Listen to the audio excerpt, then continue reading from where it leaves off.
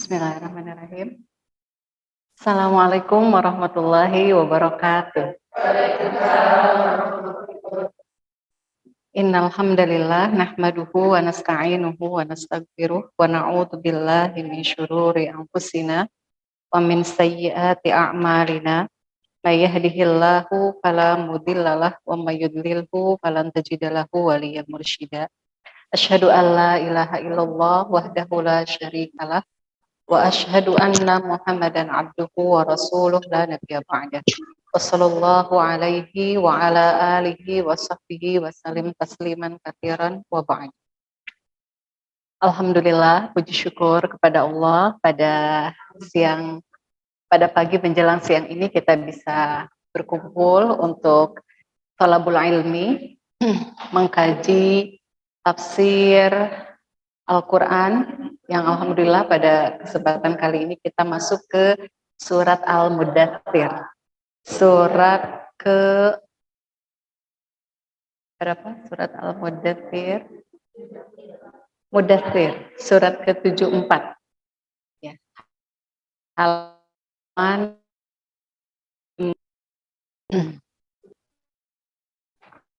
surat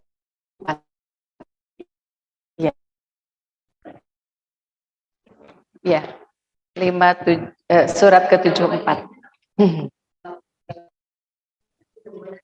Kemudian salawat serta salam semoga tetap tercurah limpah kepada junjungan kita Nabi Muhammad sallallahu alaihi wasallam. Allahumma shalli wa sallim wa barik alaih, kepada keluarganya, sahabatnya, dan insya Allah kepada kita umatnya yang istiqomah di jalannya, amin. Baik ibu-ibu, kita mulai. Surat Al-Muddatsir ini jumlah ayatnya ada 56, dan surat Al-Muddatsir ini termasuk surat Makkiyah, yaitu yang diturunkan di Mekah, artinya sebelum Rasulullah hijrah. Kalau diturunkannya di Mekah sebelum Rasulullah hijrah, berarti yang diajak atau yang dibicarakan itu tentang yang diajak bicaranya adalah orang-orang yang ada di Mekah, kafir Quraisy. Tapi kalau di Madinah itu yang diajak bicaranya orang-orang munafik gitu, yang jadi objek pembicaraannya. Karena ini turunnya di Mekah, maka yang dibicarakan kebanyakan di surat ini adalah tentang orang-orang kafir Quraisy. Kemudian surat Al-Muddatsir ini artinya adalah sebagaimana di ayat pertama surat Al-Muddatsir, yaitu muddatsir yang berselimut, karena diambil dari kata dithar. Dithar dalam bahasa Arab itu artinya selimut atau pakaian luar, bukan pakaian yang menempel di badan. Itu dithar. Dan kaitannya, hubungannya dengan surat Al-Muzammil. Kalau Al-Muzammil itu perintah Allah kepada Rasulullah untuk sholat malam, untuk bekal seorang da'i gitu ya, bekal kita pribadi seperti itu. Tapi kalau Al-Muddatsir itu perintah untuk berdakwah. Jadi kalau Muzammil perintah untuk beribadah kepada Allah dengan sholat.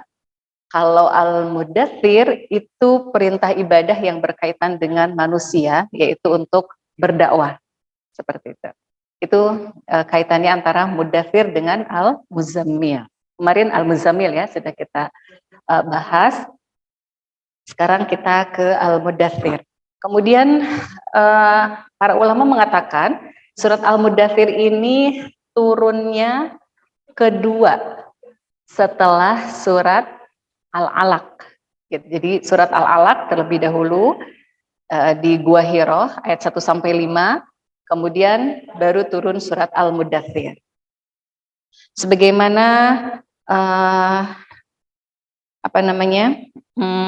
sebab turunnya. Jadi Rasulullah saat itu keluar dari rumahnya, kemudian tiba-tiba terdengar suara memanggil nama beliau. Ketika melihat ke kanan tidak ada siapa-siapa, ke kiri tidak ada siapa-siapa. Ke belakang juga tidak ada siapa-siapa. Kemudian pas melihat ke atas, Rasulullah melihat ada malaikat yang kata beliau itu malaikat yang dulu mendatangiku di Gua Hiro, gitu. Ada malaikat Jibril duduk dan itu Rasulullah membuatku takut sampai Tuhan. Maka pulang ke rumah meminta kepada Khadijah untuk dathiruni, selimuti aku. Ya, kemudian Rasulullah diselimuti. Lalu turun surat Al-Mudathir. Ketika Rasulullah sudah diselimuti, kata Allah turun surat Al-Mudathir, ya ayyuhal selimut. Kemarin juga sudah disampaikan di surat Al-Muzammil, kenapa Allah tidak memanggil Rasulullah dengan ucapan wahai Muhammad, tetapi dipanggilnya dengan ya wahai yang sedang berselimut. Ini menunjukkan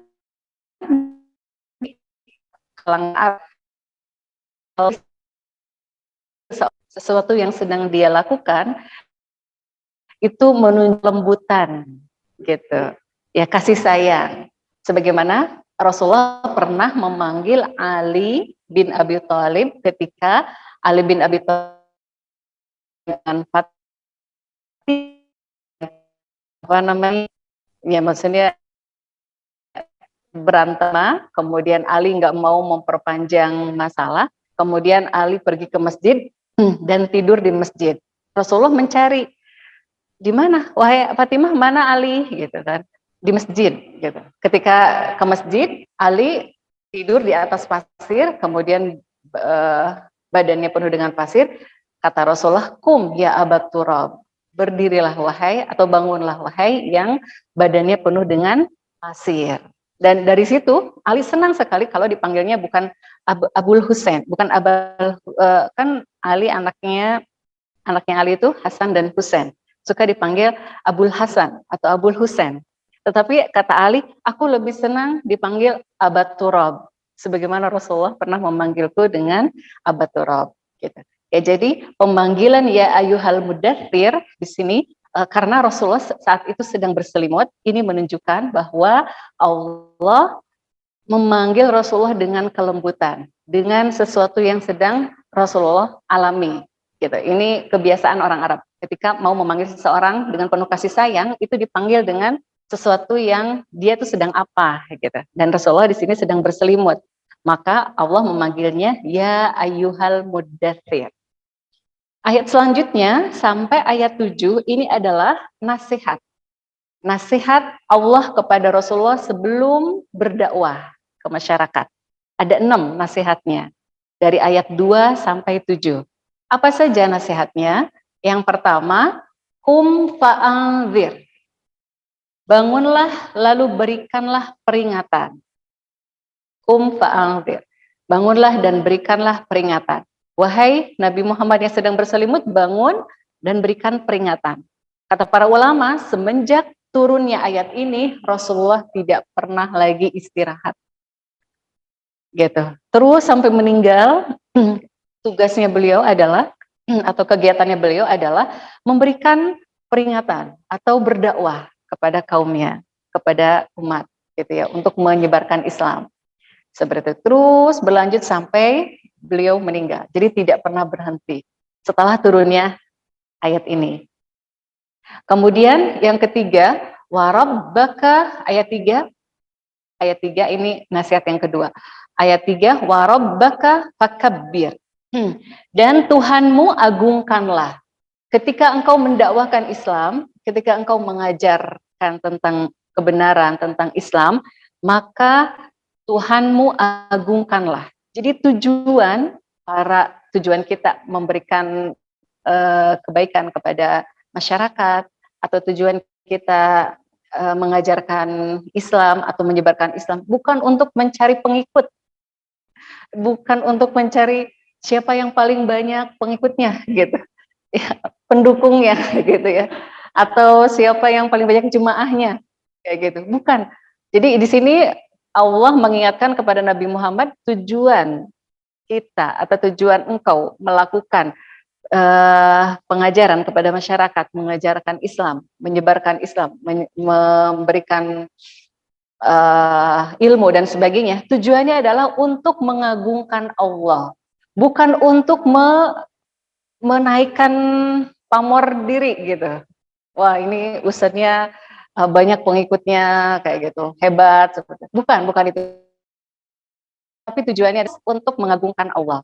Ini nasihat Rasulullah dan juga kepada para dai ketika dia mau mendakwahkan atau mengajarkan Islam atau mengajarkan ilmu gitu ya kepada murid ataupun kepada siapapun, tujuannya adalah untuk mengagungkan Allah, bukan untuk meninggikan pamor dirinya seperti itu. Jadi jangan ya kepada guru ataupun dai ketika ada dai yang lain atau guru yang lain atau ustadz yang lain, jangan iri gitu dan jangan menjatuhkan seperti itu ya, karena tujuan kita mengajarkan ilmu adalah untuk mengagungkan Allah. Kemudian nasihat yang ke berapa? 3 atau di ayat keempat itu adalah wasiyabaka fatohir, dan pakaianmu bersihkanlah. Ini ada 2 makna, makna hakiki dan ada juga makna majazi.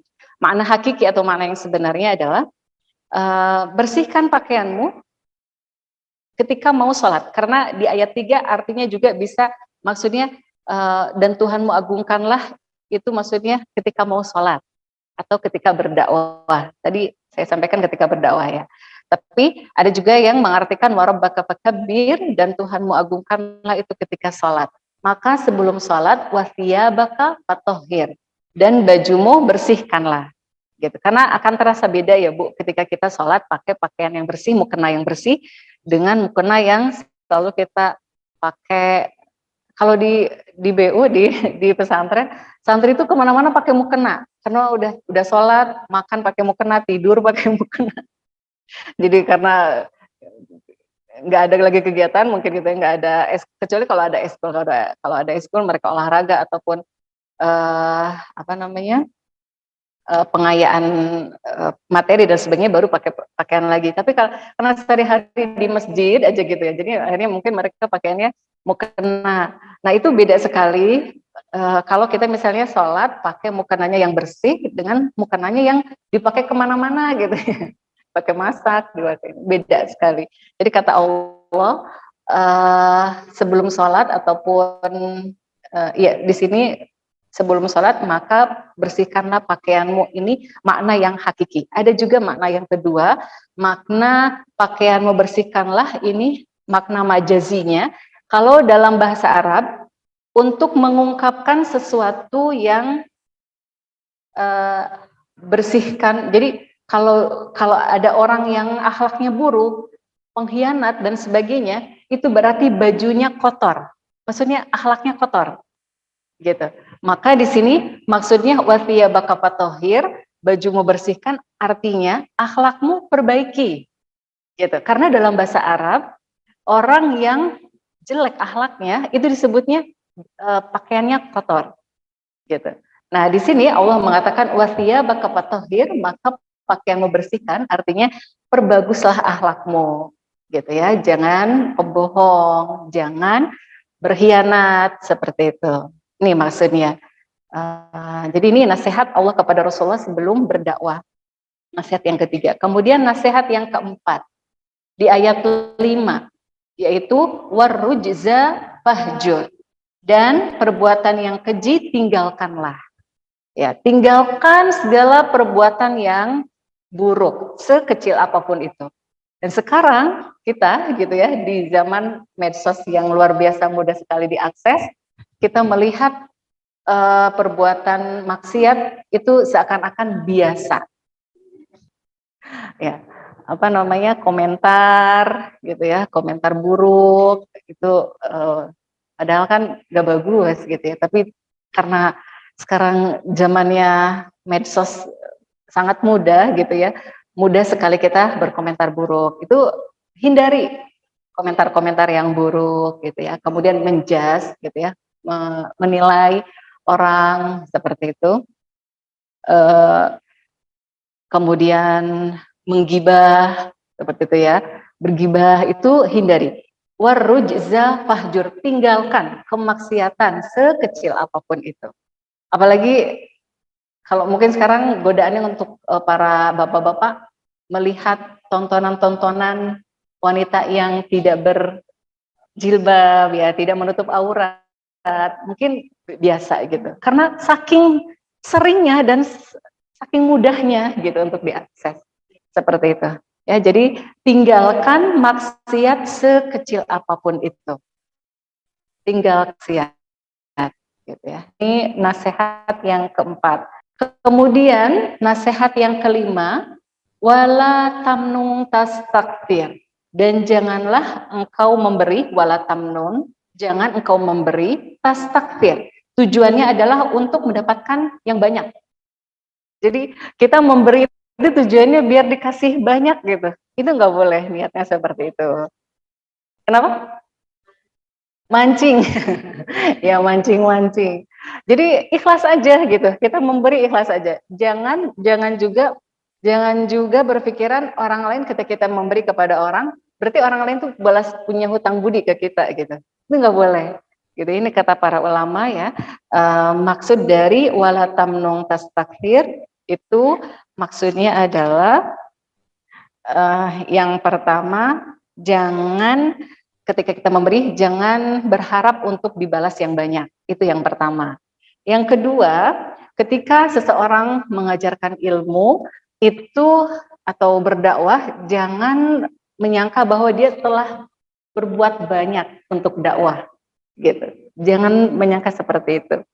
Jangan berpikiran seperti itu, karena disebutkan oleh para ulama, kalaupun ada manusia yang terus beribadah tanpa malas dan tanpa futur, itu tidak akan bisa membalas semua kebaikan Allah gitu.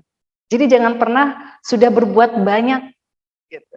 Saya kan donatur, saya kan panitia, saya kan penceramah misalnya gitu. Saya kan ustadz, saya udah berbuat banyak untuk dakwah ini, untuk negeri ini. Jangan. Jadi ikhlas saja dalam berbuat kebaikan, seperti itu. Itu makna yang kedua. Jadi jangan pernah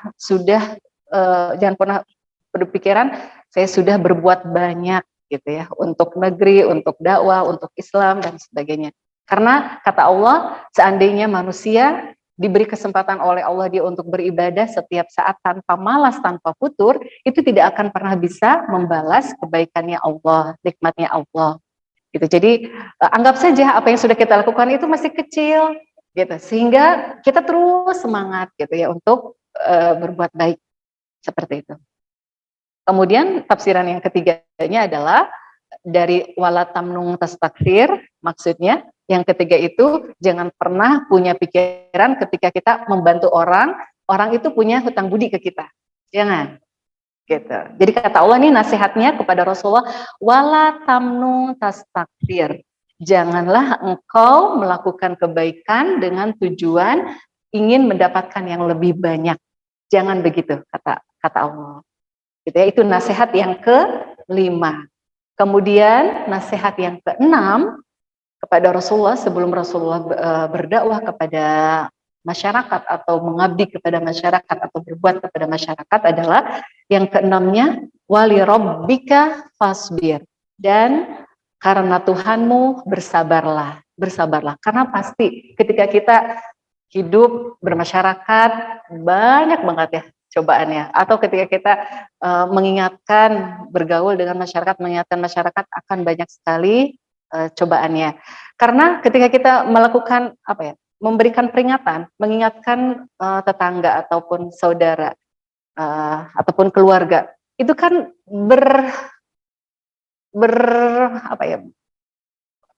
betul macam-macam pendapat gitu ya, bertentangan dengan kesenangannya gitu. Kesenangannya pakai jilbab anak gitu, anaknya masih senang buka-bukaan gitu, pasti kan ada pertentangan tuh, apaan sih, pasti kata-katanya itu bikin kita sakit atau gimana gitu ya, atau ada saudara kita yang masih melakukan riba dan sebagainya, kita ingatkan pasti kita agak dijauhi dan sebagainya kayak gitu. Itu kan cobaan. Maka kata Allah, wali rabbika fasbir. Maka ketika melakukan kebaikan kepada orang ataupun berdakwah ataupun mengajarkan kebaikan, itu pasti akan ada banyak pertentangan, akan ada banyak permusuhan, akan banyak dicoba kitanya tuh. Maka kata Allah, wali rabbika fasbir. Bersabarlah karena Tuhanmu, karena aku. Gitu. Jadi kalau kita, kata Ibnul Qayyim di buku Madarijus Salikin, mengatakan bahwa kalau setiap manusia memahami bahwa ketika dia diuji oleh Allah, kemudian dia berpikir, oh ya Allah, Engkau tuh pasti menginginkan aku dalam kondisi seperti ini, dalam kondisi diuji seperti ini. Ya, aku sabar ya Allah, karena tujuan aku adalah ingin mendapatkan cintamu, mendapatkan ridhomu. Maka kalau berpikirnya seperti itu, apapun cobaannya, apapun rintangannya, kita akan mudah menghadapinya. Gitu. Ini maksud dari wali rabbika fasbir. Maka bersabarlah karena Tuhanmu. Bersabarlah dalam kondisi apapun Allah menguji kita, karena tujuan kita adalah ingin mendapatkan ridho Allah, ingin mendapatkan cinta Allah. Maka itulah yang nanti akan membuat kita sabar dalam kondisi apapun. Akan mudah gitu, akan mudah menghadapi cobaan apapun. Karena memang Allah menginginkan kita dalam kondisi seperti itu. Gitu. Kan segala sesuatu yang terjadi atas kehendak Allah. Gitu ya. Mudah-mudahan bisa dipahami ya Bu. Kata-katanya agak belibet ya. Ya, seperti itu ya. Baik. Nah, selanjutnya ayat ke-8 itu tadi udah ya Bu. 6 nasihat Allah kepada Rasulullah sebelum Rasulullah berdakwah atau sebelum mengajak masyarakat untuk mengenal Islam atau mengajarkan kebaikan. Selanjutnya di ayat 8 Allah berfirman, "Fa'idza nukiro finnakur." Maka apabila ditiup sangkakala. Ketika turun ayat ini, Rasulullah bersabda, bagaimana aku bisa santai-santai? Bagaimana aku bisa santai-santai? Padahal malaikat Israfil itu udah siap mulutnya di depan sangkakala, di depan trompet, tinggal telinganya menunggu perintah dari Allah untuk ditiup tuh sangkakala. Sehingga kalau sudah ditiup sangkakala, maka terjadilah kiamat, gitu, hari yang sangat menyusahkan. Fadzalika yauma idzi yaumun asir, di ayat 9. Maka itulah pada hari itu hari yang serba sulit. Ketika para sahabat mendengar Rasulullah berkata seperti ini, wahai Rasulullah, terus gimana dong? Pada ketakutan semuanya gitu. Bagaimana? Jadi kita kayaknya nggak bisa senang-senang gitu. Kata Rasulullah, selalu baca hasbunallah wa ni'mal wakil, ni'mal maula wa ni'man nasir, alaihi tawakkalna. Alaihi tawakal. Kepada Allah kita bertawakal. Jadi ketika kita jadi Rasulullah ketika turun ayat ini, malaikat Israfil sudah siap mulutnya di depan sangkakala. Jadi Rasulullah merasa bahwa tidak ada waktu untuk bersenang-senang gitu, untuk leha-leha gitu. Nah, kemudian para sahabat pada ketakutan. Terus gimana dong dengan kita, wahai Rasulullah gitu. Kami juga takut gitu. Maka kata Rasulullah, perbanyaklah doa hasbunallah wa ni'mal wakil, ni'mal maula wa ni'man nasir, alaihi tawakkalna. Bisa Bu? Bisa ya, udah sering ya. Hasbunallah wa ni'mal wakil, ni'mal maula wa ni'man nasir, alaihi tawakkalna. Alaihi tawakkalna. Kepada Allah lah kami bertawakal. Itu bisa dijadikan wirid gitu ya, bisa dijadikan wirid ketika naik mobil atau ketika masak, ketika bersih-bersih, beres-beres, hasbunallah, perbanyak hasbunallah. Menunjukkan bahwa kita itu takut gitu, takut dengan berlindung kepada Allah dari datangnya hari kiamat secara tiba-tiba gitu. Kita berlindung kepada Allah dari datangnya hari kiamat secara tiba-tiba. Kita tidak tahu ya. Hasbunallah wa ni'mal wakil, ni'mal maula wa ni'man nasir, alaihi tawakkalna. Alaihi tawakkalna. Kemudian kalau terjadi hari kiamat di ayat 9, fadzalika yauma idzi yaumun asir. Maka itulah hari yang serba sulit.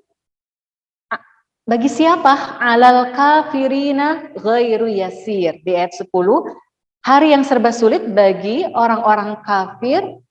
Alal kafirina ghairu yasir. Bagi orang-orang kafir, hari itu tidaklah mudah.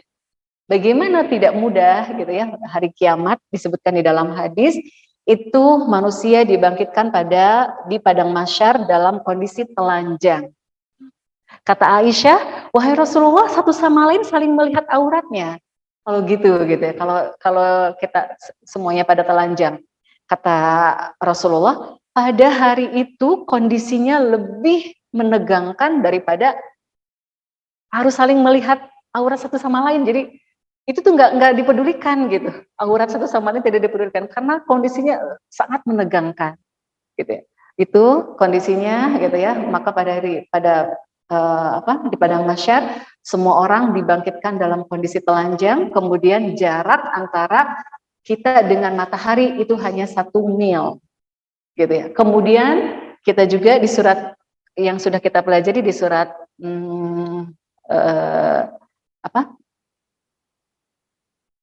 sebelumnya itu, sebelum Al-Jin, di surat Al-Ma'arij. Di surat Al-Ma'arij disebutkan bahwa kita pada nanti hari kiamat akan berdiri selama 50.000 tahun menunggu kedatangan Allah.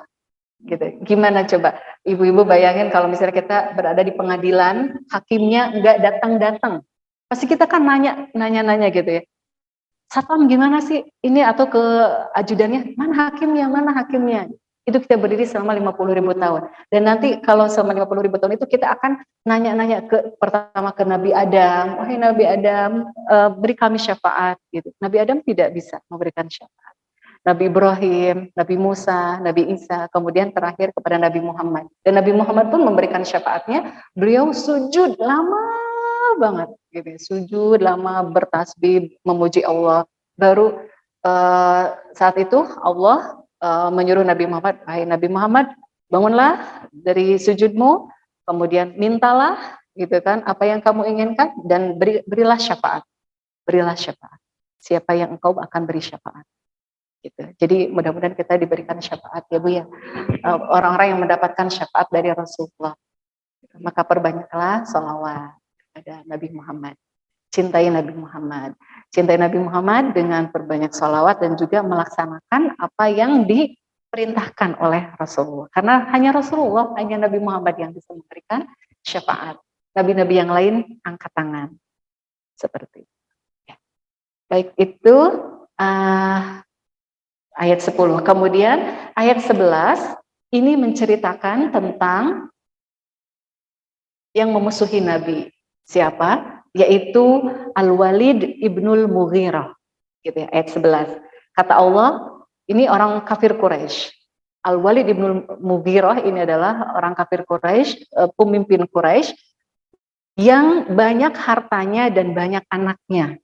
Disebutkan hartanya Al-Walid ibnul Mughirah itu terbentang lebar jauh dari Taif sampai ke Mekah. Kalau diibaratkan di sini, itu dari Kuningan 100 km kemana Bu? Dari sini ke Indramayu apa lebih? Lebih ya.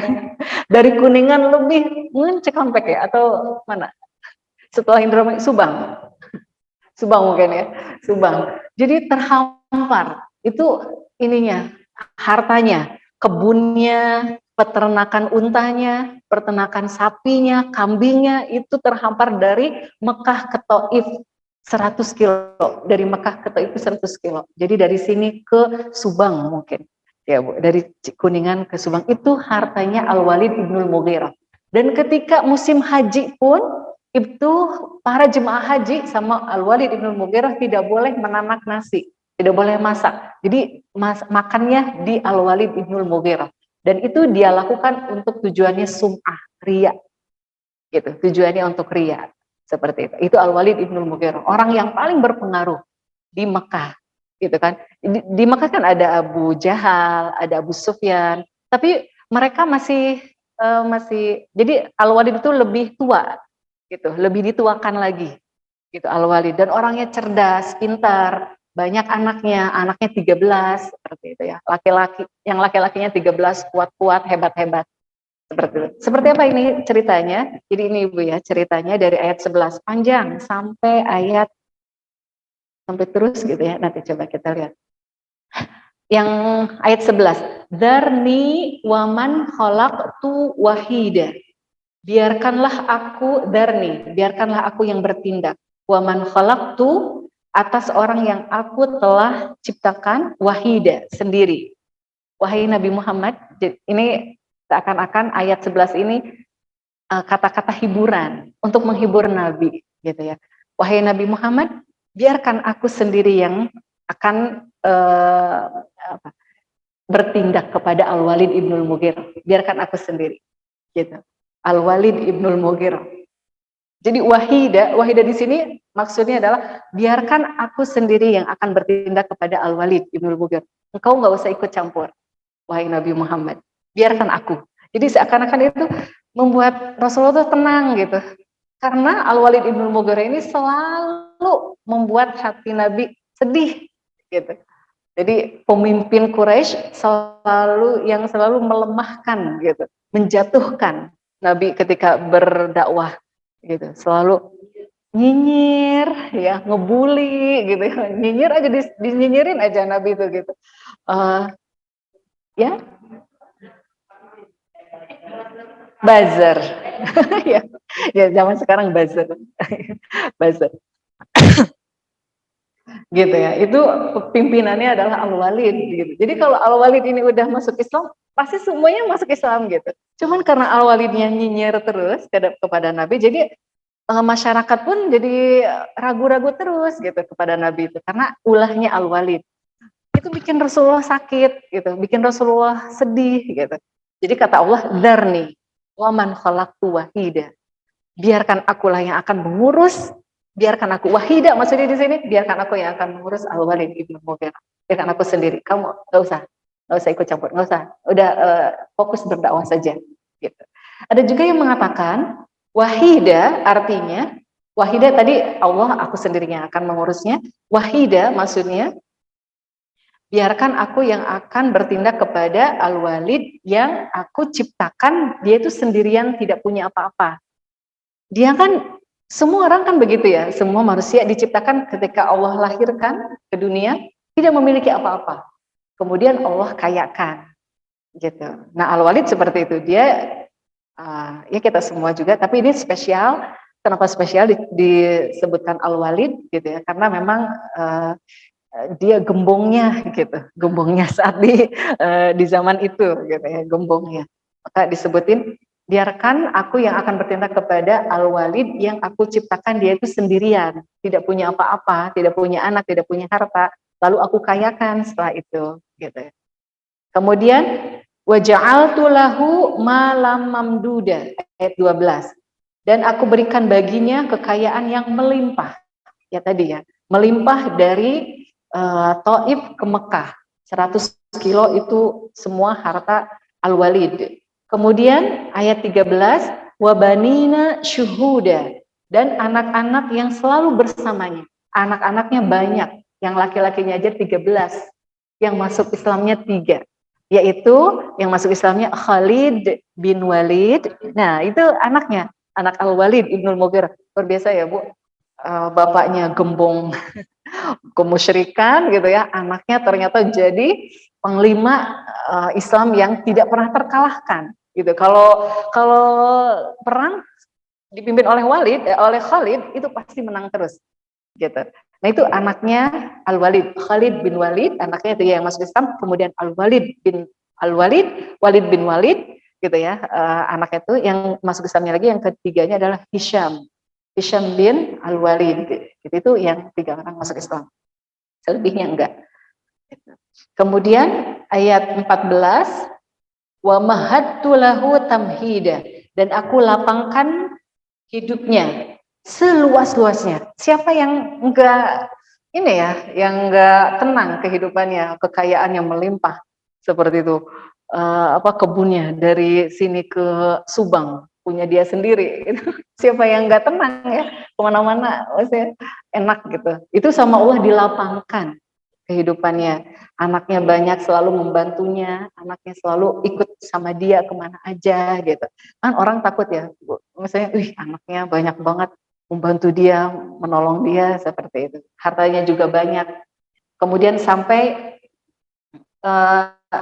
Al-Walid itu saking limpahnya harta sampai dia mengatakan Ana Wahid bin Al-Wahid, Ibnul Wahid gitu. Saya adalah satu-satunya dan ayahku pun satu-satunya. Jadi nggak ada yang bisa menyamai gitu. Sampai dia sombongnya kayak gitu, sombongnya mengatakan bahwa tidak ada yang bisa menyamai aku dan tidak ada yang bisa menyamai ayahku, kata Al-Walid. Kemudian di ayat 15, summa yatma'u an azid. Kemudian dia ingin sekali agar aku menambahnya. Gitu. Udah dikasih segitu banyaknya, tapi dia tidak qanaah, Bu. Ingin terus ditambah sama Allah. Gitu. Dan ini kebahagiaan seseorang tuh dilihat dari qanaahnya. Sekaya apapun, kalau tidak qanaah, tidak pernah puas, dia akan terus capek mengejar gitu. Jadi qanaah dengan kebahagiaan itu sangat berbarengan. Orang itu akan bahagia manakala di dalam hatinya ada sikap qanaah, merasa cukup gitu. Dan ini Al-Walid gitu kan, sama Allah udah diberikan kelimpahan harta, tetapi karena sikapnya tidak qanaah, ya dia tersiksa terus gitu ya. Ingin nambah gitu. Ya, tidak merasa cukup, qanaah. Kemudian di ayat 16-nya, kalla innahu kana li ayatina anida. Ya. Dia ingin ditambah terus, kata Allah, kalla, tidak bisa. Kata Allah, innahu kana li ayatina anida. Sesungguhnya dia atas ayat-ayat kami Al-Qur'an menentang, tidak akan kami tambahkan lagi. Karena dia termasuk orang yang menentang Al-Qur'an, tidak mau beriman kepada Al-Quran, tidak percaya dengan apa yang disampaikan oleh Allah, tidak percaya dengan apa yang disampaikan oleh Rasulullah, malah kepada Rasulullah menentang, membuli, nyinyir dan sebagainya. Tidak akan aku tambahkan. Ada juga yang mengatakan maksud ayat ini adalah, jadi Al-Walid itu mengatakan kepada Rasulullah, wahai Muhammad, aku di dunia ini udah kaya. Nanti ketika aku mati dan di hari kiamat nanti aku pun akan masuk surga. Gitu ya. Kata Allah, kala, tidak mungkin kamu masuk surga, gitu ya. Karena kamu adalah orang yang sangat menentang Al-Quran, menantang, kemudian nyinyir, gitu ya, menghina Islam, menghina Rasulullah, menghina Allah, seperti itu. Jadi kamu tidak akan dimasukkan ke dalam surga. Gitu ya. Itu jadi ada dua tafsiran. Dia ingin ditambah terus hartanya di dunia, kata Allah tidak mungkin. Jadi orang yang kafir, yang tidak beriman itu tidak akan ditambahkan hartanya. Terus ada yang menafsirkan dia ingin masuk surga nanti di akhirat, kata Allah tidak, karena selama di dunia dia tidak pernah beriman. Seperti itu. Kemudian di ayat 17, saurhiquhu sa'uda. Aku akan membebaninya dengan pendakian yang menyusahkan. Jadi nanti pada hari kiamat di neraka itu ada yang mengatakan, ada hadis yang mengatakan bahwa neraka itu ya ada gunungnya dan ada lembahnya, dan semuanya itu siksaan. Di lembah siksaan, di gunung juga siksaan. Dan ini Al-Walid Ibnul Mughirah akan diperintahkan oleh Allah untuk mendaki gunung yang ada di neraka. Setiap kali tangannya menyentuh gunung itu terbakar gitu, karena gunungnya panas. Seperti itu. Jadi kata Allah, saurhiquhu sa'uda, aku akan membebaninya dengan pendakian yang menyusahkan. Itu untuk Al-Walid Ibnul Mughirah. Ya, dan semua orang-orang yang menantang, yang menyinyir Islam. Sampai sekarang ya, Bu. Itu ada yang mempromosikan minuman keras dengan Muhammad dan Maria, ya itu berarti kan kenapa enggak, ada yang komen kenapa enggak namanya, kenapa sih harus nyinyir Rasulullah gitu, kenapa enggak Asep Neng gitu kan. Ini kenapa harus Muhammad dan Maria gitu kan, artinya menghina Nabi, gitu kan, menghina. Ya, alkohol. Ya, yang jadi diberikan gratis yang namanya Muhammad dan namanya Maria akan diberikan gratis gitu. Itu promosi dari Halloween itu ya yang sekarang ditutup ya sama Anies Baswedan. Ditutup sama Anies Baswedan pergi ke Bali. Sekarang bukanya di Bali. Aduh, ya, seperti itu. Di Jakarta nggak boleh, akhirnya pergi ke Bali. Ya, seperti itu. Itu menghina. Jadi Bu ya Allah ini kalau melihat hinaan kepada Nabi Muhammad SAW, Nabi yang sungguh sangat mulia, ya, sangat dekat kedudukannya di sisi Allah gitu ya, itu terus aja dihina sampai sekarang. Apalagi kita ya Bu gitu. Jadi kalau kita ada yang menghina, udah ingat kepada Rasulullah. Rasulullah aja sampai sekarang dihina terus. Gitu. Sabar aja, sabar. Ya, sabar karena Allah. Kemudian, kenapa sih Al-Walid Ibnu Mughirah itu disiksa segitu dahsyatnya nanti pada hari kiamat? Karena di ayat 18. Kenapa Al-Walid disiksa begitu dahsyatnya nanti pada hari kiamat, dia di neraka? Karena ada alasannya di ayat 18. Innahu fakkara wa qaddar. Sungguh dia telah memikirkan dan menetapkan. Jadi Bu, Al-Walid disebutkan di dalam hadisnya, Al-Walid itu sering datang kepada Rasulullah, mendengarkan Rasulullah membaca Al-Quran, datang kepada Abu Bakar, datang kepada Umar, gitu kan, mendengar Rasulullah, mendengar bacaan Al-Quran mereka. Lama-kelamaan dalam hatinya dia tertarik gitu kepada Islam itu, membenarkan bahwa ini Al-Quran itu bukan datang dari Nabi Muhammad, tapi datang dari zat yang luar biasa gitu, yang hebat. Karena kalau disebut Al-Quran ini disebut syair, saya paham katanya gitu, saya paham bahwa syair itu ada rajaznya, ada qasidahnya, ada apanya gitu syair. Ini bukan syair. Kalau Al-Quran ini disebut sihir, harusnya ada jampi-jampinya gitu, abakadabra atau apa gimana gitu ya. Tapi Al-Quran nggak ada kayak gitunya gitu. Berarti ini Al-Quran itu bukan buatan Nabi Muhammad, bukan buatan manusia, bukan buatan jin gitu, bukan wahyu dari jin atau iblis dan sebagainya, tapi ini datang dari zat yang luar biasa hebatnya. Jadi Al-Walid itu dia sudah tertarik gitu dengan Islam, tetapi ketika Al-Walid mengatakan innahu lahalawa, sesungguhnya Al-Quran itu manis, penuh dengan kenikmatan, didengar oleh orang-orang Quraisy. Orang-orang Quraisynya nyampein ke Abu Jahal, itu lihat Al-Walid udah mau masuk Islam, katanya gitu. Apa namanya, gawat katanya gitu. Kalau Al-Walid masuk Islam, pasti semua orang Quraisy masuk Islam. Akhirnya Abu Jahal datang ke Al-Walid. Wahai paman, kan udah tua gitu. Wahai paman, kaummu katanya, ini orang-orang dari Bani Makhzum sedang mengumpulkan uang, katanya gitu. Untuk siapa? Untuk engkau, untuk diberikan kepada engkau. Kenapa? Kan aku kaya. Jadi merasa direndahkan gitu, mau dikasih sumbangan gitu kan. Kenapa? Karena semua orang di Bani Mahzum tahu bahwa engkau mendatangi Muhammad pasti kamu ada apa-apanya kan, kamu ingin sesuatu kan dari Nabi Muhammad, dari Muhammad, kata Abu Jahal. Enggak, katanya gitu. Enggak, aku nggak ada apa-apa, katanya gitu. Kalau kamu tidak ada apa-apa dengan Nabi Muhammad, katanya gitu, coba katakan sesuatu yang menunjukkan bahwa kamu tuh memang benci kepada Muhammad. Maka yang di sini disebutkan innahu fakkara wa qaddar.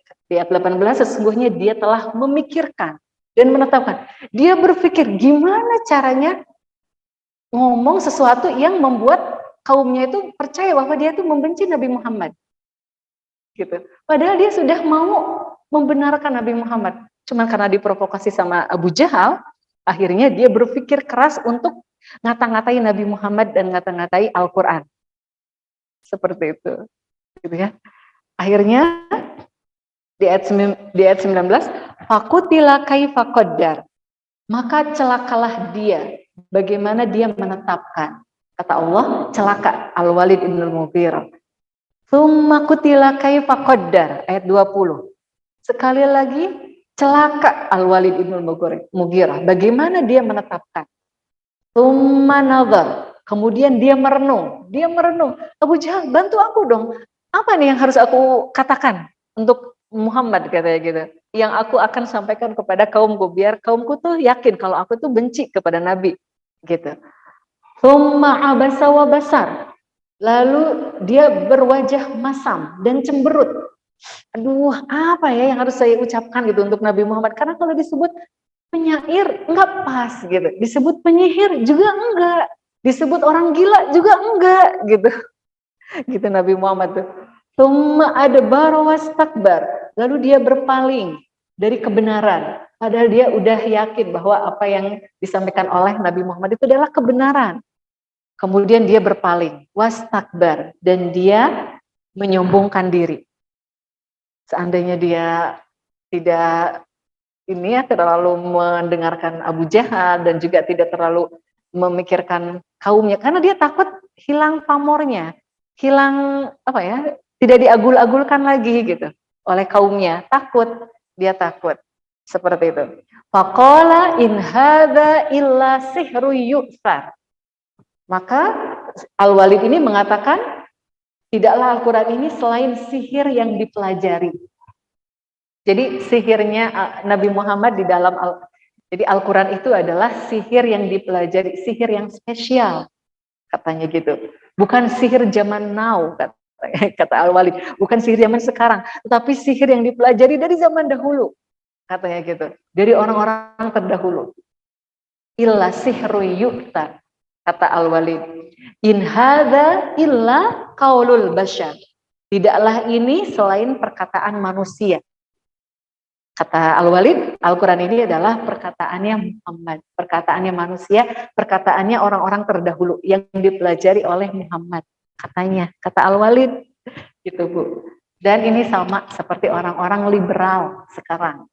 Ya, orang-orang liberal sekarang Bu mengatakan bahwa Allah itu katanya Allah itu tidak bisa berkata-kata, Allah itu tidak ada suaranya. Jadi Al-Quran ini adalah perkataan terjemahannya Nabi, kata orang liberal. Ini sama seperti Al-Walid Ibnul Mughirah yang mengatakan bahwa Al-Quran ini adalah ucapannya manusia. Gitu. Dan sekarang ada yang berkata seperti ini lagi, yaitu orang-orang liberal. Hati-hati Bu ya dengan perkataan orang-orang liberal. Kata Allah, sa'uslihi sakor. Kelak aku akan memasukkannya ke dalam neraka sakor. Jadi Al-Walid ini akan dimasukkan ke dalam neraka sakor gara-gara dia berpikir bagaimana caranya ngata-ngatain Nabi Muhammad yang biar kaumnya percaya bahwa Al-Walid itu membenci Nabi Muhammad. Insya Allah ya Bu ya, ini berpikir saja, berpikir itu sama Allah, ini kan berpikirnya buruk, berpikir keburukan saja dibalasnya dengan neraka sakor. Gitu. Nah, kebalikannya mafhumul mukhalafah atau kebalikan dari pengertian dari ayat ini, kalau kita berpikirnya untuk Islam, untuk kebaikan, maka Allah pun akan memberikan pahala. Karena ini yang berpikir untuk keburukan saja sama Allah dikasih sakor, gitu, neraka sakor. Apalagi kalau misalnya ibu-ibu jadi panitia pengajian, panitia tabligh akbar, kan berpikir ya gimana nih caranya nih, gitu ya, menyusun acara dan sebagainya. Pokoknya berpikir untuk kebaikan-kebaikan. Bagaimana menggalang dana, bagaimana menyantuni orang-orang di sekitar, dan supaya berpikir dengan ibu-ibu majelis taklim yang lain. Itu pun akan Allah berikan kebaikan, akan Allah berikan pahala seperti itu. Karena yang berpikir buruk saja ini sama Allah dikasih sakor, gitu ya, neraka sakor. Ada yang mengatakan wa ma adraka mas sakor. Dan tahukah kamu apakah neraka sakor itu? Di dalam hadis ada yang mengatakan neraka sakor itu adalah neraka tingkatan yang ke-6. Kan neraka yang paling jahanam. Yang paling dalam itu neraka jahanam. Neraka sakor itu yang tingkatan ke-6. Wallahu alam, yang jelas sakor di sini adalah nama-nama neraka. Ya, ada jahanam, ada jahim, ada sakor, ada hutomah, ada apa lagi? Hamiyah, gitu ya. Apa?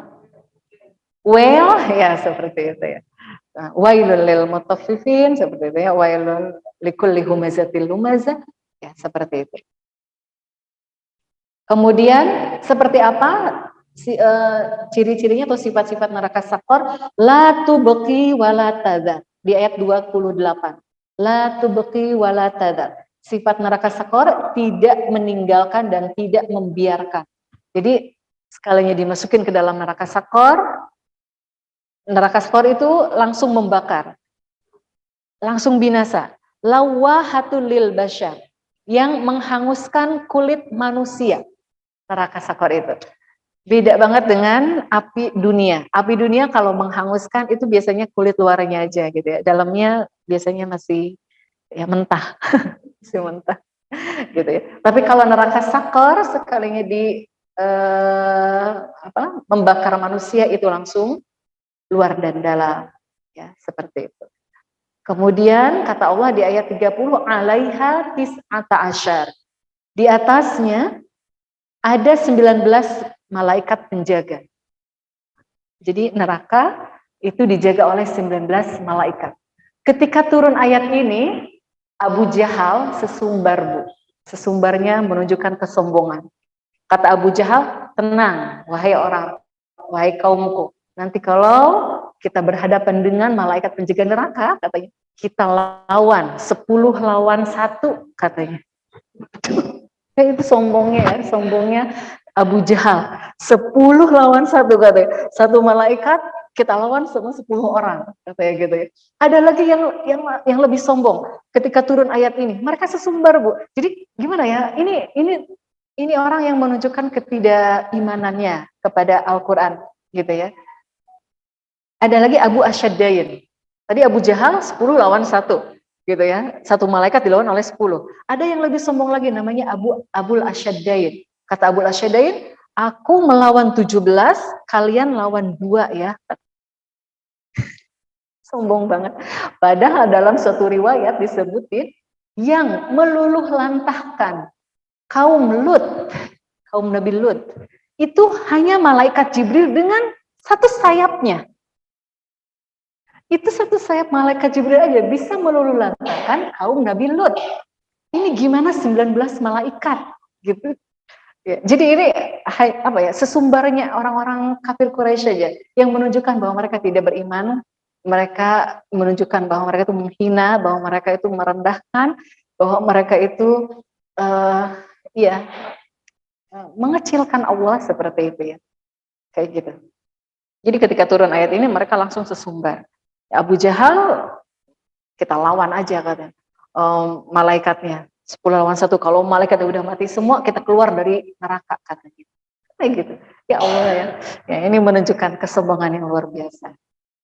Ini ayat 30 gitu ya. Kemudian di ayat 31-nya jangan diikutin ya, Bu, itu perbuatan orang-orang yang ahli neraka ya, jangan. Kita tunjukkan keimanan kita ya kepada Al-Qur'an, kita ikuti, kita benarkan. Kemudian di ayat 31, wa ma ja'alna ashaban nar illa malaika. Wa ma ja'alna, dan tidaklah kami jadikan ashaban nar, penjaga neraka itu, illal malaikat, selain daripada malaikat. Jadi Allah hanya menjadikan malaikat sebagai penjaga neraka. Wa ma ja'alna iddatahum, dan kami tidak menentukan bilangan mereka. Jadi bilangan 19.000, wallahu alam ya. Ini yang menentukan bilangan itu illa fitnah, kecuali sebagai cobaan, mau menguji. Cobaan di sini adalah mau menguji, di mana ketundukan kita, kepatuhan kita, atau keimanan kita dalam membenarkan ayat ini, gitu ya, dalam membenarkan keimanan kita kepada para malaikat pada hari kiamat. Illa fitnah, sebagai cobaan, lilladzina kafaru, bagi orang-orang kafir, gitu. Liyastaiqinal ladzina utul kitab, agar menjadi yakin, agar orang-orang yang diberi ahli kitab menjadi yakin. Karena di dalam kitab Taurat dan kitab Injil itu disebutkan sebelum turunnya ayat ini bahwa penjaga malaikat itu jumlahnya 19. Jadi ketika turun ayat ini, seharusnya orang-orang ahli kitab, orang-orang yang sudah membaca Taurat dan Injil, semakin yakin gitu bahwa Al-Quran ini pelengkap. Maksudnya Al-Quran ini menjadi penutup kitab-kitab terdahulu. gitu. Karena di kitab Taurat dan Injil juga sudah disebutkan bahwa penjaga penjaga neraka itu jumlahnya 19. Jadi ada kesamaan antara di Al-Qur'an, di Injil dan juga di Taurat. Gitu. Jadi di sini disebutkan liyastaikinal ladzina utul kitab, agar ahli kitab itu menjadi yakin gitu ya dengan kebenaran Al-Qur'an karena sama dengan apa yang disampaikan Taurat dan Injil. Wa yazdadal ladzina amanu imana, dengan penyebutan 19 ini agar orang-orang kafir, orang-orang mukmin semakin bertambah imannya gitu ya. Kemudian wala yartabal ladzina utul kitaba wal mu'minun, dan agar tidak ragu lagi orang-orang yang diberi kitab dan orang-orang mukmin. Orang mukmin tidak ragu lagi gitu ya dengan Al-Qur'an, karena Al-Qur'an sama dengan informasinya sama dengan apa yang disampaikan di Taurat dan Injil. Waliyaqulal ladzina fi qulubihim maradun wal kafiruna madza aradallahu bihadza masalah, dan agar berkata orang-orang yang di dalam hatinya ada penyakit, ada keraguan gitu ya, dan orang-orang yang di dalam hatinya ada keraguan, ada penyakit, dan orang-orang kafir, apa yang akan dikehendaki oleh Allah dengan bilangan sebagai perumpamaan gitu. Tapi bagi orang-orang yang di dalam hatinya ada keraguan, kemudian orang-orang kafir, itu mereka terus bertanya-tanya gitu. Apa sih maksud perumpamaan 19 ini gitu? Kenapa Allah menjadikan penjaga neraka itu 19? Itu bagi orang-orang yang ada di dalam hatinya ada penyakit dan kafir, itu akan terus bertanya-tanya gitu. Kadzalika yudillullahu may yasha wa yahdi may yasha. Demikianlah Allah membiarkan sesat orang yang dikehendaki dan memberi petunjuk orang yang dikehendaki. Gitu. Bagi orang-orang yang diberikan petunjuk oleh Allah, dia akan beriman saja. Ya sudah, itu memang kehendak Allah gitu. 19 itu. Ada yang mengatakan 19 itu simbol saja. Gitu. Simbol saja. Jadi walau alam isinya ada berapa? Malaikatnya ada ribuan, mungkin ada ratusan ribu seperti itu. Wa ma ya'lamu junuda rabbika illahu, dan tidak ada yang tahu bala tentara Tuhanmu kecuali Allah sendiri. Wa ma hiya illa dzikra lil bashar, dan tidaklah sakor itu selain peringatan bagi manusia. Jadi tidak ada yang mengetahui pastinya jumlah penjaga neraka gitu kecuali Allah. Allah tidak menjadikan malaikat sebagai penjaga, juga Allah sudah mampu gitu. Allah pasti mampu gitu untuk menyiksa orang-orang yang ada di dalam neraka sakor. Tidak dibantu oleh malaikat pun Allah mampu gitu. Cuman ini hanya simbol saja. 19 ini apakah pemimpinnya yang 19 itu Allah alam. Hanya Allah yang tahu. Itu Allah hanya menjadikan 1, 2, 3 penjaga neraka. Itu Allah mampu gitu. Tidak dibantu oleh malaikat pun Allah mampu. Gitu. Itu ya yang harus kita tanamkan dalam diri kita. Jumlah 19 ini hanya Allah yang tahu. Jangan ada keraguan, jangan bertanya-tanya kenapa seperti itu. Jangan seperti orang-orang kafir Quraisy, malah sesumbar gitu ya dengan jumlah malaikat yang ada sebagai penjaga neraka sakor. Kemudian selanjutnya di ayat 32, 33, 34 ini adalah Allah bersumpah kalla wal qamar, tidak, demi bulan. Kali-kali tidak, demi bulan. Ini Allah bersumpah. Wal laili id adbar, dan demi malam ketika telah berlalu. Was subhi idza asfar, dan demi subuh apabila mulai terang. Innaha laihdal kubar, sungguh neraka sakor itu adalah bencana yang sangat besar. Tadi jadi Allah sampai bersumpah dengan tiga makhluknya. Yang pertama dengan bulan, yang kedua dengan malam apabila telah berlalu, dengan ketika malam sudah berlalu berarti kan datang cahaya. Kemudian wasubhi idza asfar, dan demi subuh apabila mulai terang. Allah bersumpah dengan tiga makhluknya ini yang kalau Allah bersumpah dengan tiga makhluknya, dengan salah satu makhluknya berarti makhluknya itu memiliki keistimewaan. Allah bersumpah untuk menegaskan apa? Menegaskan innaha laihdal kubar. Sesungguhnya neraka sakor itu adalah bencana yang sangat besar.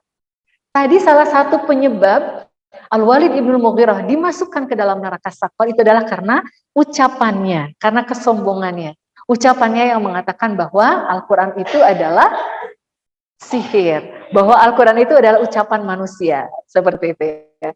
Nah ini kita harus hati-hati Bu, jangan kita kepada Al-Quran berimannya seperti apa, gitu ya. Jangan sampai kita termasuk orang-orang yang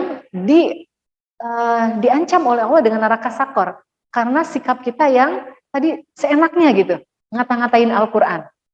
Ini Al-Walid ibn Mughirah karena seenaknya gitu ngomongin Al-Quran. Dan sekarang banyak orang yang mengatakan, salah satunya adalah liberal, mengatakan bahwa Al-Quran itu adalah kata-katanya manusia, bukan firman Allah. Gitu. Hati-hati ya Bu, ini sikap kita kepada Al-Quran. Gitu ya, karena kalau kita tidak mengimani bahwa Al-Quran itu adalah firman Allah, maka kita akan diancam oleh neraka sakor. Dan itu adalah kata Allah sangat besar, bencana yang sangat besar. Nadhirul lil basyar, sebagai peringatan bagi manusia. Jangan sampai manusia masuk neraka sakor. Liman sya'a minkum ayyataqaddam aw yata'akhkhar. Yaitu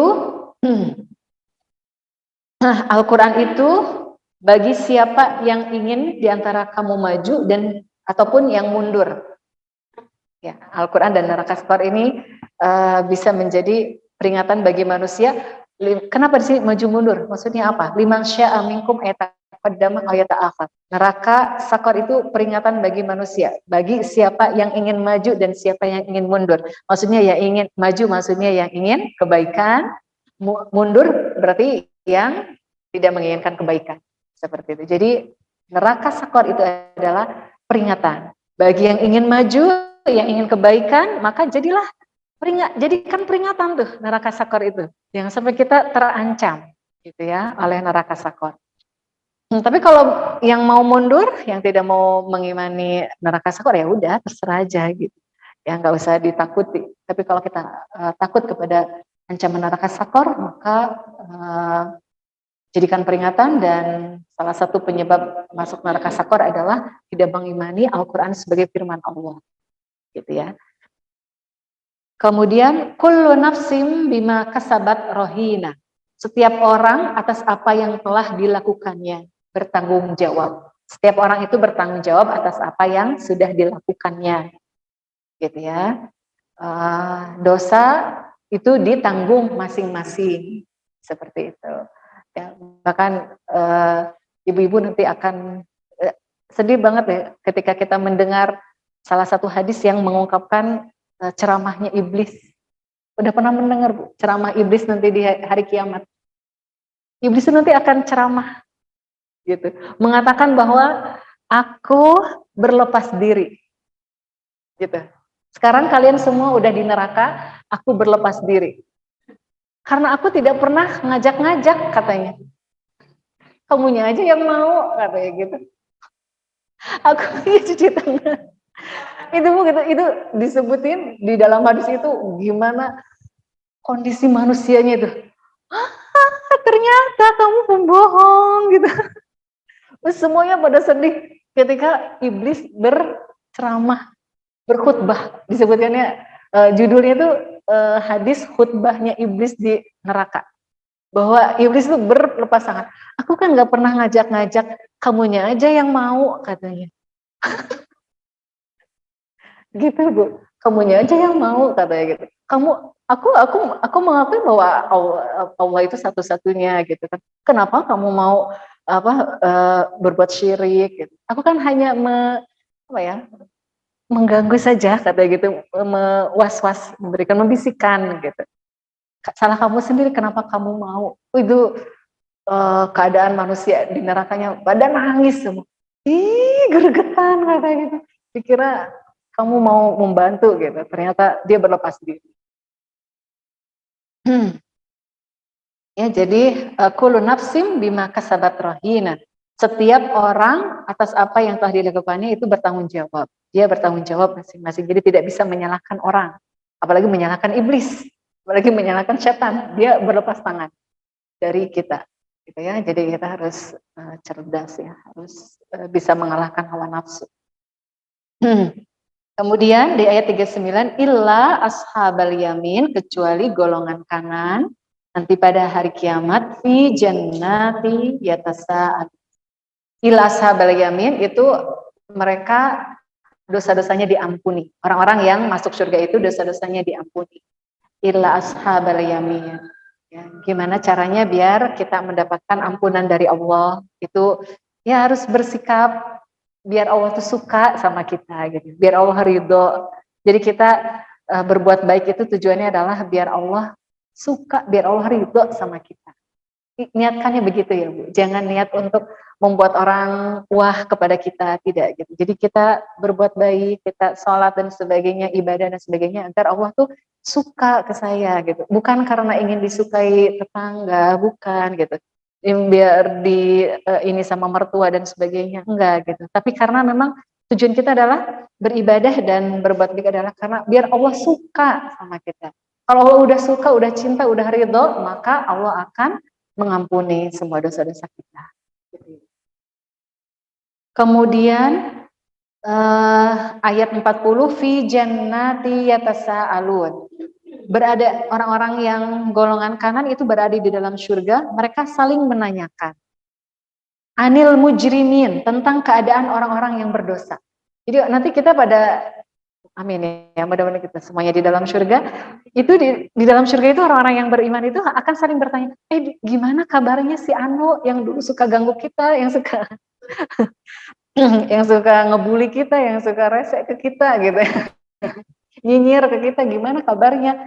Itu orang-orang nanti di surga akan seperti itu.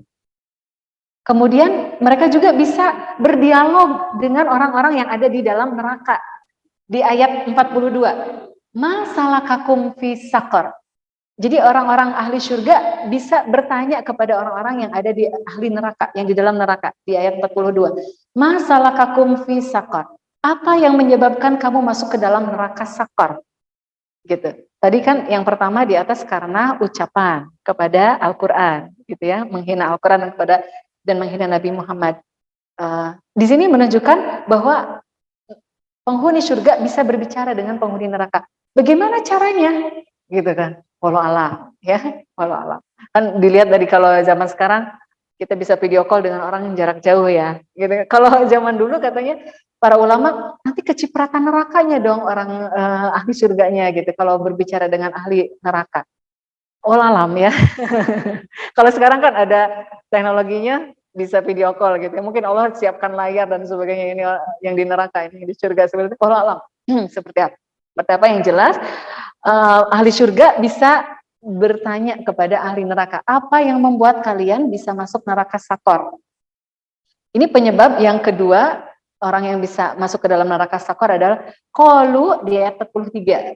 Ayat 43, qalu lam naku minal musallin. Mereka menjawab, dahulu kami termasuk orang yang tidak melaksanakan sholat. Jadi besar banget Bu ininya ya, ancamannya kalau kita tidak melaksanakan sholat. Ya, tidak melaksanakan sholat, ya, kita ajarkan ke anak-anak juga, jangan sampai meninggalkan sholat, entah itu karena capek, entah itu karena banyak kegiatan dan sebagainya, jangan tinggalkan sholat. Karena ancamannya adalah masuk neraka sakor. Seperti itu. Kemudian yang ke-44-nya, penyebab masuk neraka sakor adalah walam nakunut imul miskin. Kami juga tidak memberi makan orang miskin. Pelit. Ini yang membuat orang masuk neraka sakor. Ya, terus menahan banget hartanya untuk dirinya sendiri gitu, tidak mau berbagi. Itu pelit nih luar biasa ya Bu, ancamannya berat, yaitu masuk neraka sakor. Kemudian ayat 45 yang keempat yang menyebabkan orang masuk neraka sakor adalah wa kunna nakhudu ma'al khaidin. Bahkan kami biasa berbincang untuk tujuan batil bersama orang-orang yang membicarakannya. Jadi terbiasa bicara terlalu dalam untuk sesuatu yang batil gitu. Jadi untuk sesuatu yang tidak ada manfaatnya tuh berbicara lama-lama gitu, ngobrol lama-lama tuh sesuatu yang nggak ada manfaatnya. Apalagi ya, ya seperti itu. Tidak ada kebaikannya deh. Ini kalau kita pengajian 1-2 jam harus senang Bu, karena memang tujuannya untuk ilmu ya, kebaikan. Tapi ini misalnya kita ngerumpi terlalu lama gitu sampai berjam-jam, ya itu terancam gitu karena tidak ada manfaatnya, ya, neraka sakor.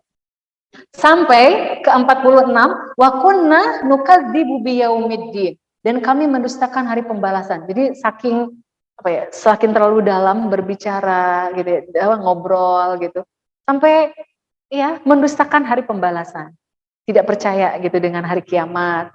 Hatta atanal yakin, sampai datang kepada kami kematian gitu ya. Nah, seperti itu. Sampai akhirnya tiba-tiba meninggal aja gitu ya. Gitu. Terus tidak mendapatkan manfaat apa-apa gitu. Kemudian 48, fama tanfa'uhum syafa'atus syafi'in. Maka tidak berguna lagi bagi mereka syafaat, pertolongan dari orang-orang yang memberikan syafaat.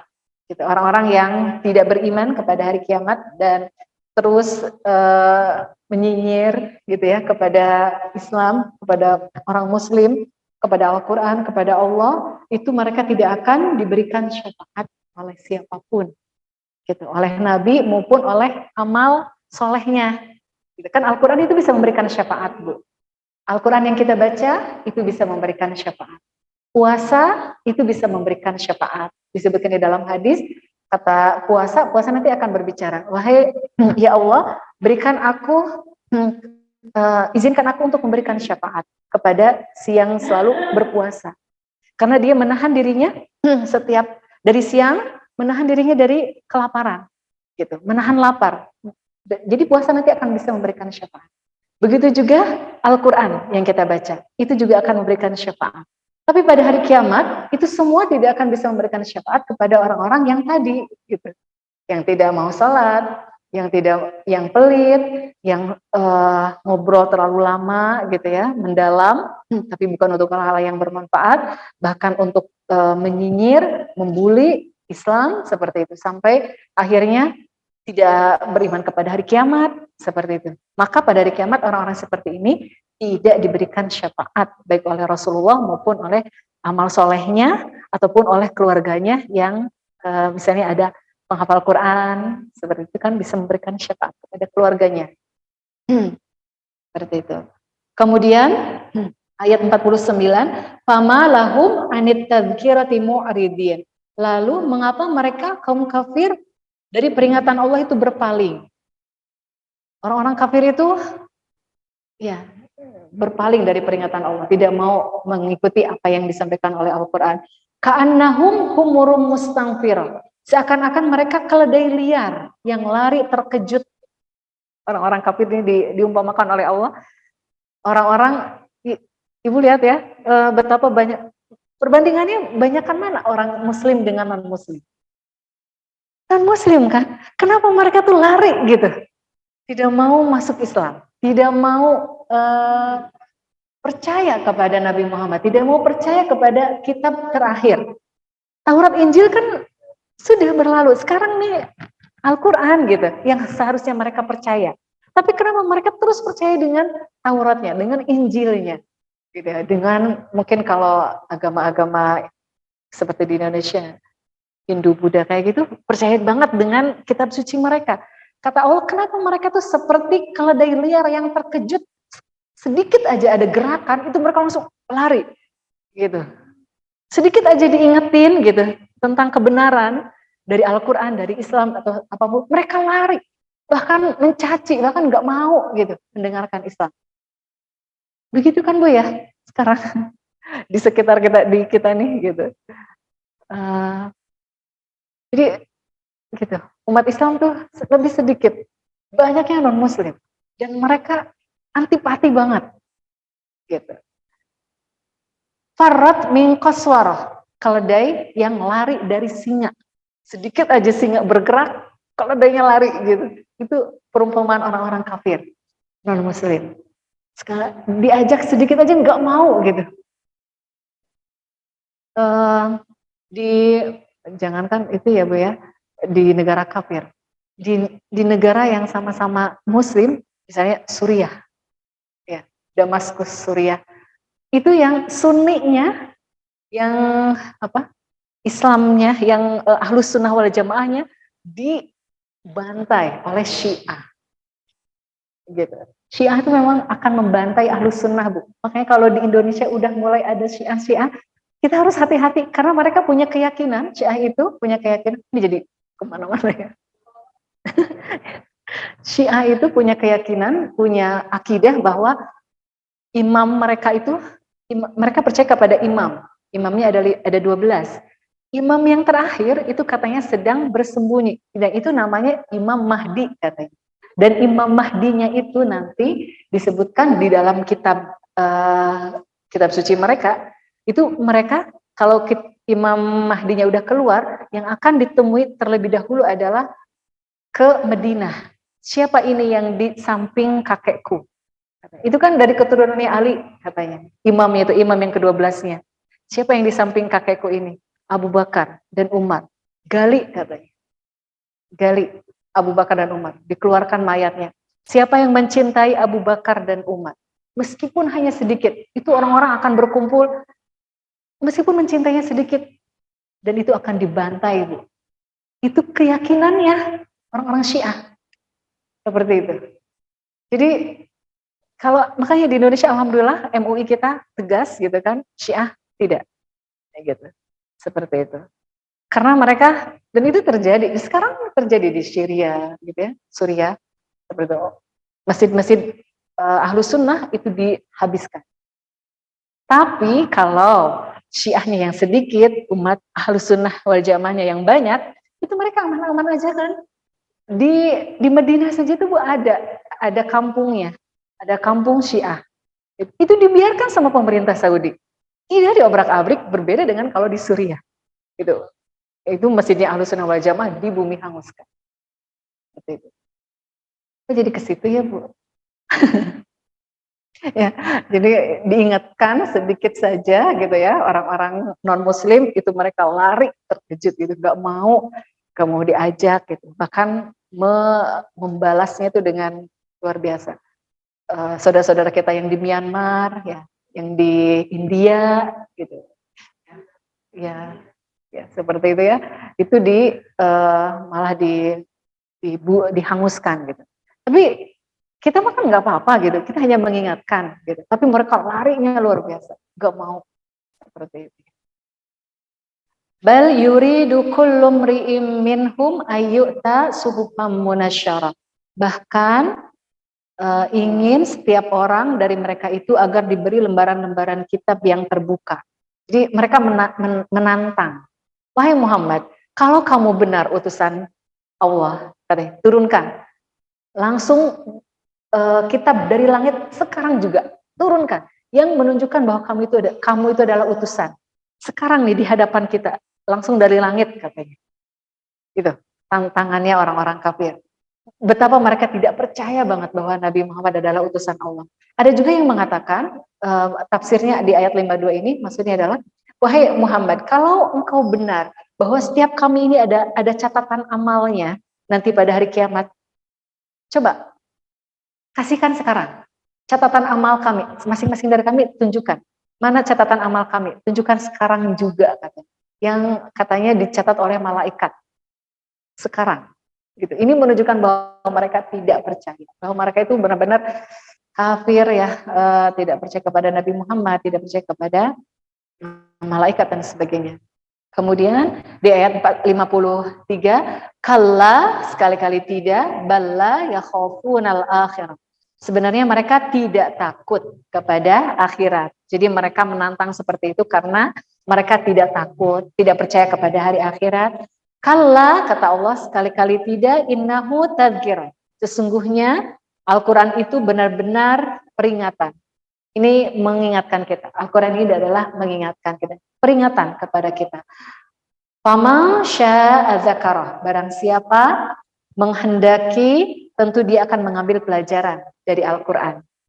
Siapa? Jadi Al-Quran ini adalah peringatan. Siapa yang menghendaki maka ambillah pelajaran dari Al-Quran. Wa ma yadhkuruna illa ayyasha Allah, dan mereka tidak akan mengambil pelajaran dari Al-Quran kecuali jika Allah menghendaki. Jadi orang-orang yang bisa mengambil pelajaran dari Al-Quran itu adalah orang-orang yang dikehendaki oleh Allah. Berdoa ya Bu, mudah-mudahan kita termasuk orang yang dikehendaki Allah, karena ada orang-orang yang tidak dikehendaki oleh Allah untuk mengambil pelajaran dari Al-Quran. Bahkan menganggap bahwa Al-Quran itu adalah kalam manusia gitu ya, kata-kata manusia, sihir, kemudian syair dan sebagainya. Wa ahlut taqwa wa ahlul magfirah. Dialah Allah, Tuhan yang patut kita bertakwa kepadanya dan yang berhak memberi ampun. Ya, jadi Allah itu adalah zat yang maha memberi ampun. Jadi ada penyair Arab yang mengatakan, kalau aku memang tidak berhak untuk diampuni karena mungkin terlalu jahat, terlalu kasar, terlalu keras dan sebagainya, tetapi Allah itu maha memberi ampunan, maka ampunilah aku gitu. Jadi ini ayat ini memberikan harapan besar kepada orang-orang yang masih berada dalam kemaksiatan gitu ya, yang merasa bahwa dirinya tidak akan diampuni gitu kan, bahwa terlalu besar, terlalu banyak dosanya. Lihat ayat ini, bahwa Allah itu ahlul maghfirah, bahwa Allah itu adalah zat yang maha pengampun. Kalau kita tidak berhak untuk diampuni, tetapi Allah tuh maha pengampun gitu. Jadi pasti diampuni. Paham ya Bu ya? Mungkin itu saja Ibu ya yang bisa disampaikan pada kesempatan kali ini. Mudah-mudahan kita semuanya bisa mengamalkan isi dari surat Al-Muddathir. Ya. Karena sesungguhnya Al-Quran itu bukan hanya untuk dibaca. Al-Quran innama nuzil Al-Quran liyu'mala bih. Sesungguhnya Al-Quran itu adalah untuk diamalkan. Sedangkan kebanyakan manusia menganggap bahwa hanya dengan membaca itu sudah mengamalkan Al-Quran. Padahal tidak cukup membaca. Kita harus menelaah, memahami, mempelajari, lalu mengaplikasikan dalam kehidupan sehari-hari. Itu baru sudah dikatakan mengamalkan Al-Quran. Jadi bukan hanya membaca, tetapi mengaplikasikan isinya. Baik, terima kasih atas perhatiannya. Kurang lebihnya mohon maaf. Bila taufiq wal hidayah. Wassalamualaikum warahmatullahi wabarakatuh.